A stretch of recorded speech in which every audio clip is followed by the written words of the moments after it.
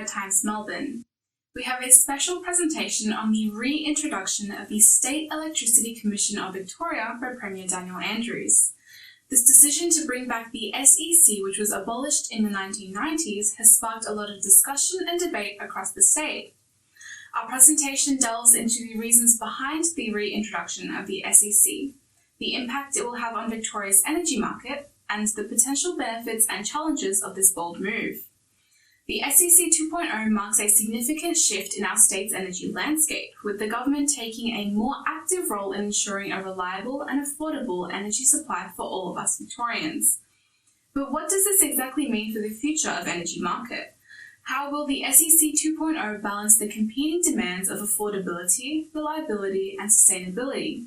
And will this step be a political gold for Labor or a harbinger of political culpability for the opposition?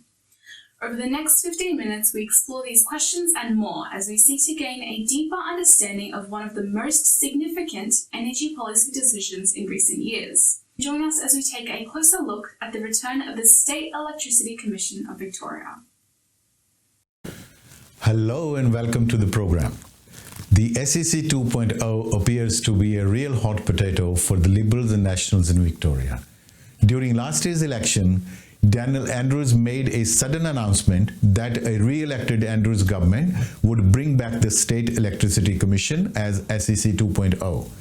Announcing on Twitter last year on October 21, Daniel Andrews said the energy would be 100% renewable, government-owned, and it would be better for the environment, deliver cheaper bills, and create thousands of new jobs.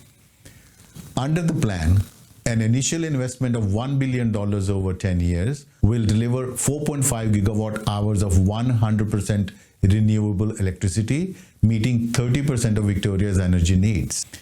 Remember, Victoria is the only state where electricity network is fully privatized.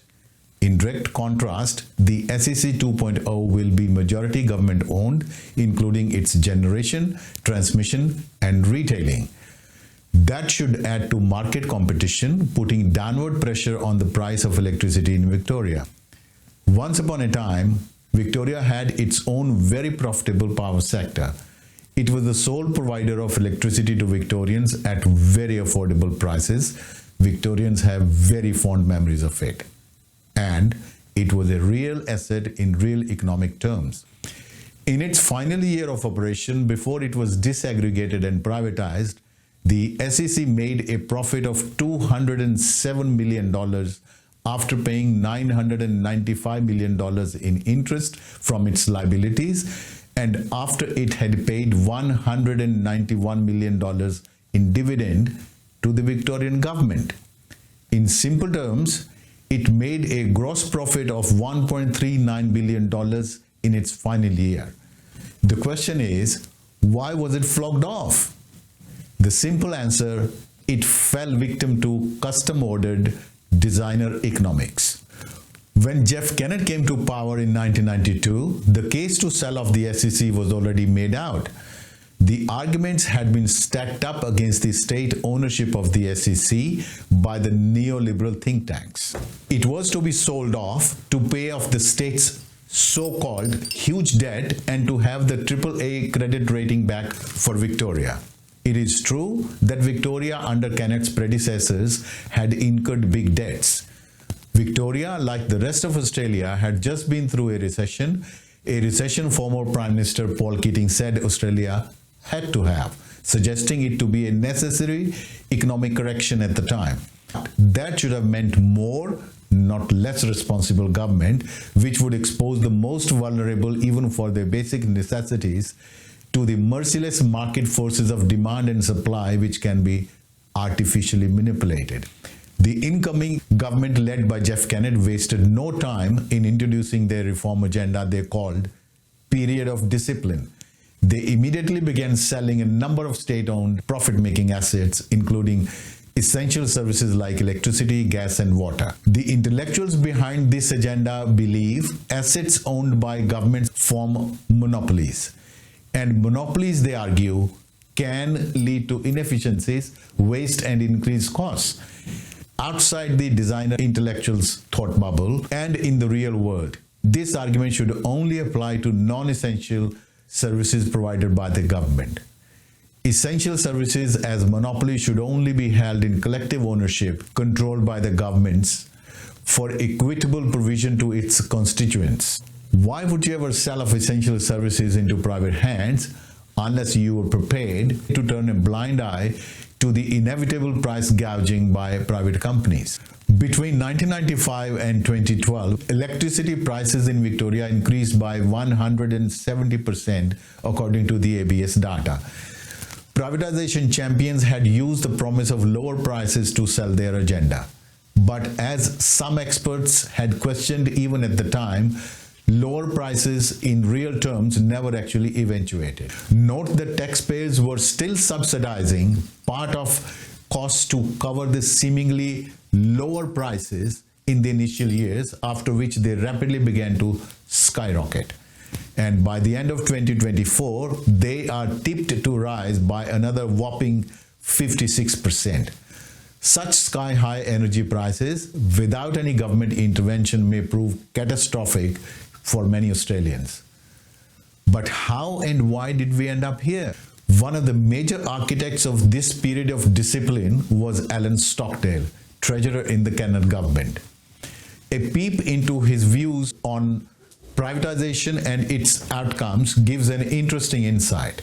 Without mentioning any tangible beneficial outcomes for Victorian taxpayers, in a paper he wrote in 2001, Alan Stockdale shrouded his concessions by saying, and I quote, "There is no one single answer as to whether the reforms took Victoria where we intended to go," close quote. Apart from paying off part of Victoria's debt, other outcomes Stockdale listed are simply amusing to say the least. Like Australian consultants gaining advisory work around the world. Really? How many out of Victoria's population of 4.5 million at the time? Number two, politicians no longer required to answer questions on energy. It is much less common now for ministers to face questioning in the parliament about the day-to-day performance of the energy industries, argued Stockdale. Imagine ministers not having to answer questions on their responsibility as one of the significant benefits of flogging of state assets. At number three is the taxpayer no longer carrying the risk of burden of further investment argument. Victorians were told that they had been relieved of future investments in the sector. This is another designer intellectual's argument. If you as homeowners sell your home and start renting, of course your debt will disappear and the finances required to maintain, extend or improve your home, the financial burden or risk will no longer be your responsibility. No rocket science in that. The argument cleverly creates an illusion of future funding requirement which is non-existent after you lose ownership. Why would you maintain a property after you have sold it off? In a further attempt to make privatization more appealing and palatable, Stockdale argued that the state's warranties and indemnities had been capped at just $1, highlighting an absence of ongoing risk to the taxpayer. Clearly, again, a misleading and deceptive argument. Anyone with knowledge of even rudimentary economics will tell you when a buyer signs a deal worth billions of dollars with the seller's warranties and indemnities capped at just $1, it can only be but a giveaway. And now to their main argument of regaining Victoria's AAA credit rating. This argument was used to claim they were better and more responsible economic managers. But as experts pointed out even at the time, Victoria's yearly interest bill would be worse off by not even a pittance. A mere $20 million annually, or 0.3% of Victoria's own revenue, that is less than 1/3 of 1%, considering the deals were worth approximately $30 billion. Thus, the importance of AAA rating to the state budget was far less significant and not a substantial justification for the privatization of essential services. Fast forward to 2023, Daniel Andrews says Victoria's 4 providers of electricity have made a profit of $23 billion.